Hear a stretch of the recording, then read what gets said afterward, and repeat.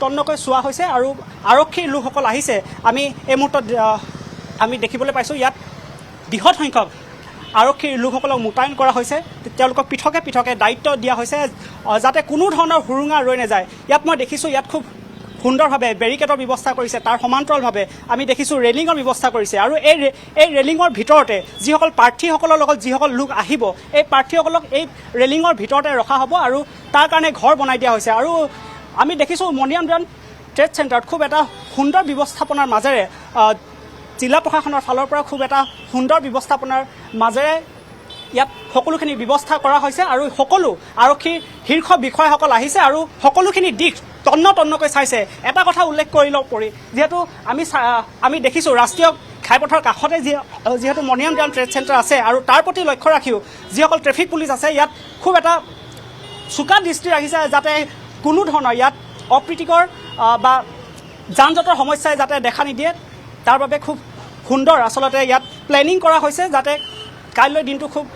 সুচাৰুৰূপে পাৰ হৈ যায় আৰু মই এটা কথা উল্লেখ কৰিছোঁ আচলতে যি মণিৰাম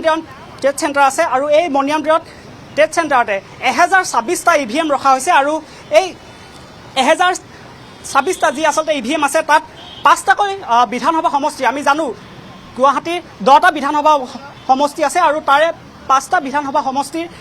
যিসমূহ EVM এই EVMসমূহ মণিৰাম ট্ৰেড চেণ্টাৰতে ৰখা হৈছে আৰু চোকা নজৰত ইতিমধ্যে যিসমূহ EVM ৰখা হৈছে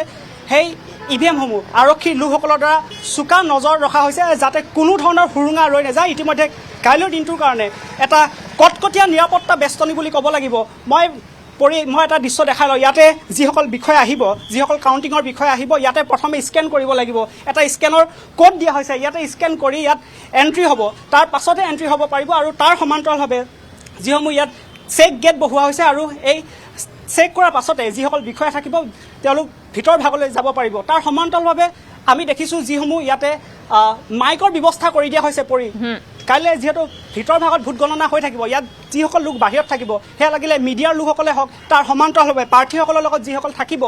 যাতে সকলো ইলেকশ্যনৰ আপডেট পাই থাকে তাৰ বাবে ইয়াতে মাইকৰ ব্যৱস্থা কৰি দিয়া হৈছে আৰু সকলো লোক যিহেতু বাহিৰতে থাকিব তাৰ প্ৰতি সুন্দৰকৈ ব্যৱস্থা কৰা হৈছে মুছফিক এই মুহূৰ্তত আপোনাক ধন্যবাদ জনাইছোঁ সেয়া দেখিবলৈ পোৱা গৈছে কাইলৈ যিহেতু লোকসভা নিৰ্বাচনৰ ভোট গণনা আৰু ফলাফলক লৈ দেশজুৰি এতিয়া যিহেতু উৎকণ্ঠা দেখিবলৈ পোৱা গৈছে সমান্তৰালকৈ কটকটীয়া নিৰাপত্তা বেষ্টনী গঢ়ি তোলা হৈছে কেইবাতৰপীয়া নিৰাপত্তা ব্যৱস্থা গঢ়ি তোলা হৈছে ভোট গণনা কেন্দ্ৰসমূহত